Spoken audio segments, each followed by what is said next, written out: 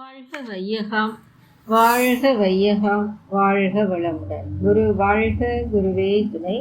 இன்றைக்கு ஆசான் நிகழ்த்திய அற்புதம் என்ற பொருளில் சிந்தனை செய்ய இருக்கின்றோம். சுவாமிஜி 12 மாதங்கள் மாதவிடாய் வராமல் இருந்த ஒரு பெண்மணிக்கு எப்படி ஒரு வைத்தியம் செஞ்சு அவங்கள முழுமையாக குணப்படுத்தினாங்க அப்படிங்கிறது தான் இந்த பகுதியில் நம்ம பார்க்க இருக்கிறோம்.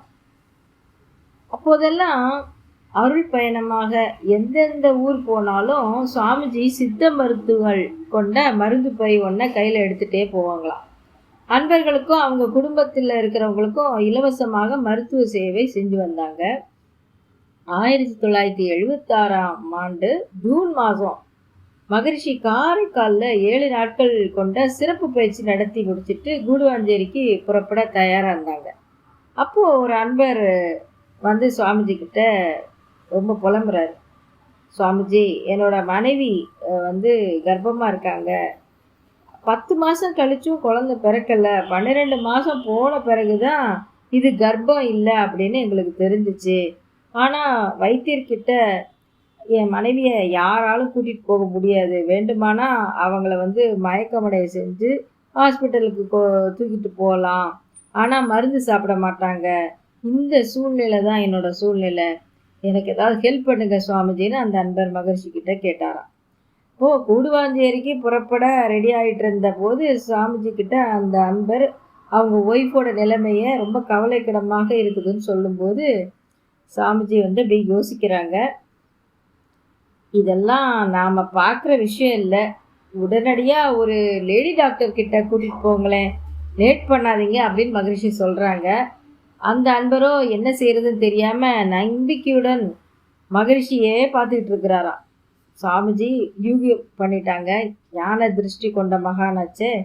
அப்போது அன்பரோட மனநிலையையும் அந்த சூழ்நிலையும் சுவாமிஜி புரிஞ்சுக்கிட்டாங்க. கொஞ்சம் அமைதியாக பார்த்துட்டே இருந்தாங்க. அப்புறம் ஒரு வெற்றிலை கொண்டு வாங்க அப்படின்னு சொல்கிறாங்க மகரிஷி. உடனே அவரும் வெற்றிலையை கொடுக்குறாரு. அதை உள்ளங்கையில் வச்சு அப்படியே பார்த்துக்கிட்டே இருந்தாங்களாம் மகரிஷி. அப்புறம் அவங்க ஒய்ஃப் கிட்ட கொடுத்து இந்த வெற்றிலையை சாப்பிட சொல்லுங்கன்னு சொன்னோடனே அவங்களும் சாப்பிட்டாங்களாம். அப்புறம் மகரிஷி சொன்னாங்களாம், இது வேலை செய்யும் அப்படின்னு சொல்லிட்டு கூடுவாஞ்சேரிக்கு புறப்பட்டு போயிட்டாங்க. ஓரிரு நாட்களில் அந்த 12 மாதம் காத்திருந்த அந்த மாதவிடாய் லகுவாக வந்துருச்சான். ரொம்ப ஈஸியாக பீரியட்ஸ் வந்துருச்சு. அப்போ யாருக்கும் எந்தவித தொந்தரவும் கொடுக்கல. எல்லாருக்கும் ரொம்ப சந்தோஷமாக இருந்துச்சான். 30 நாள் கழித்து மகரிஷியை சந்தித்த அந்த அன்பர் அந்த சாதனையின் விஷயத்தை கேட்டாராம். அப்போது சுவாமிஜி சொல்கிறாங்க, நான் டெல்லி போய் வந்து கொண்டிருக்கிறேன். அங்கே வயசான ஒரு தம்பதிகள் ஒவ்வொரு தடவையும் என்னை பார்ப்பாங்க. அந்த அம்மையார்கிட்ட ஒரு ஆவி இருக்குதான், அது ரொம்ப நல்ல ஆவியாம். நான் நாக்பூரில் நெருக்கும் போதே அந்த அன்பர்கள்கிட்ட அந்த ஆவி சொல்லியிருக்குது, உங்கள் சாமியார் வர்றாரு, போய் பார்க்க போகிறீங்களா அப்படின்னு கேட்குமா. அந்த அம்மையார்கிட்ட ஓய்வு ஒளிவு இல்லாமல் பேசிக்கிட்டே இருக்குமா அந்த ஆவி. இது ஒரு வேடிக்கையான நிலை அப்படின்னாலும் அந்த அம்மையாருக்கு அது ஒரு தொந்தரவாக தான் இருந்திருக்கு. அதனால் போன முறை டெல்லி போன போது அந்த ஆவியை எப்படியாவது விலக்கி விடும்படி மகரிஷி கிட்ட அந்த அன்பர்கள் கேட்டுக்கிட்டாங்களாம். அப்போதே அந்த ஆவி அந்த அம்மையார்கிட்ட உடனே சொல்லிச்சான், என்னை ஏன் விளக்க வேண்டாம், நான் உங்களுக்கு என்ன கஷ்டம் கொடுக்குறேன், நல்லது தானே சொல்லிகிட்டு இருக்கிறேன். இப்போது கூட உங்கள் சாமியார் ரொம்ப நல்லவராக ஊருக்கெல்லாம் நல்லது செய்கிறவராக இருக்கிறாரு. அவருக்கு நன்மை செய்யலாம் என்று நான் நினைக்கிறேன். அவர் சம்மதிச்சார்னா நான் சொல்கிறேன் அப்படின்னு சொல்லிச்சேன் அந்த ஆவி அந்த அன்பர்கள் குடும்பத்துக்கிட்ட.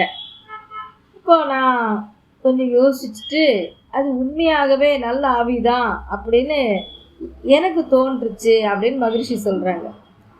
ஊருக்கு செய்வதற்குரிய நல்லது ஏதாவது இருந்தால் எனக்கு தெரிவிக்க சொல்லுங்கள்னு மகரிஷியும் அந்த நண்பர்கள்கிட்ட சொல்லிட்டாங்களாம். இப்போ அந்த ஆவி அந்த அம்மையாருக்கு சொல்லி அவர் மூலமாக நான் தெரிந்து கொண்ட வித்தை தான் இது அப்படின்னு மகரிஷி அந்த அன்பர்கிட்ட சொன்னாங்களாம். தீரவே தீராது அப்படின்னு கைவிடப்பட்ட நோய் ஏதாவது எனக்கு தெரிய வந்தால் அந்த ஆவியை நினச்சிக்கிட்டு ஒரு வெற்றிலையை உத்து பார்த்து கொண்டிருந்துட்டு அந்த வெற்றிலையை நோயாளிக்கிட்ட கொடுத்துட்டு அவங்கள நான் சாப்பிட சொல்வேன். அப்போ அந்த வியாதி போயிடும். அந்த வித்தையை தான் உங்கள் ஒய்ஃப் மேலே நான் பயன்படுத்தினேன் அதை நான் பயன்படுத்துவது இதுதான் முதல் முறை அப்படிங்கிற விவரமாக மகரிஷி அந்த அன்பர்கிட்ட சொன்னாங்களாம். அன்பரும் அவங்க முன்னோர்கள் செய்த தவமும் மகரிஷி வடிவில் அவர் மனைவியின் துன்பத்தை போக்குச்சு. அப்புறம் திரு முருகேச பிள்ளை என்பவர் பிஜு அப்படிங்கிற தீவில் ஹை கமிஷனராக இருந்து ரிட்டையர்ட் ஆனவராம்.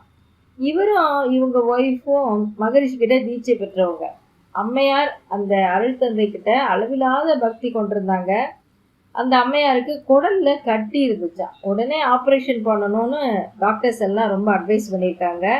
அந்த அம்மையாரும் மகரிஷி கிட்ட ஆசி பெற்ற பிறகு தான் நான் ஆப்ரேஷன் செய்ய ஆசைப்படுறேன் அப்படின்னு சொல்கிறாங்களாம். ஆனால் நிலைமையும் ரொம்ப அவசரம். மகரிஷியோ டெல்லியில் இருக்கிறாங்க. டி நகரில் மருத்துவமனையில் அனுமதிக்கப்படுறாங்க. அந்த அம்மா மறுநாள் அவங்களுக்கு ஆப்ரேஷன். இப்போ எண்ணத்திற்கு வலிமை உண்டு தானே.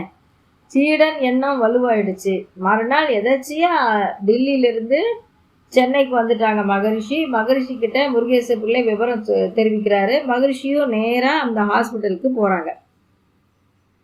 மகரிஷியை பார்த்த உடனே அந்த அம்மாவுக்கு ரொம்ப மகிழ்ச்சியாக, அந்த துன்பத்துலேயும் ரொம்ப மகிழ்ச்சியாக இருந்தாங்களாம். அவரை பார்த்த உடனேயே மகரிஷி சொல்கிறாங்க, உங்களுக்கு அறுவை சிகிச்சை தேவையில்லை அப்படின்னு சொல்லி வாழ்த்திட்டு போயிட்டாங்களாம் மகரிஷி. ஒரே குழப்பம், மந்திரமாவது தந்திரமாவது. வயிற்றில் கட்டி உடனே அறுவை சிகிச்சை செய்யணும்னு டாக்டர்ஸ் எல்லாம் சொல்கிறாங்க. அந்த அம்மையாருக்கோ ரொம்ப தீவிரம் நம்பிக்கை. சரி, மறுபடியும் ஒரு எக்ஸ்ரே எடுப்போமேனு எடுத்து பார்க்குறாங்க. டாக்டர்களுக்கெல்லாம் ரொம்ப ஆச்சரியம். வயிற்றில் கட்டி இல்லையாம், அறுவை சிகிச்சை தேவையில்லை அப்படின்னு முடிவு செஞ்சாங்களாம். இப்போ குரு பக்திக்கும் குருவின் அன்புக்கும் எல்லையை நாம் வகுக்கவே முடியாது. இப்போ மகரிஷி தன்னோட அற்புதமான சக்தியை ஆத்ம தரிசனத்துக்கு தான் பயன்படுத்தினாங்க. தனது சக்தியை சித்து வேலைக்கோ மந்திர தந்திரத்துக்கோ பயன்படுத்தாமல் மானிட உயர்வுக்கு மட்டும்தான் பயன்படுத்தினாங்க. அப்படிங்கிறத நம்ம இந்த நிகழ்ச்சி மூலமாக தெரிந்து கொள்ளலாம். நன்றி. வாழ்க வளமுடன்.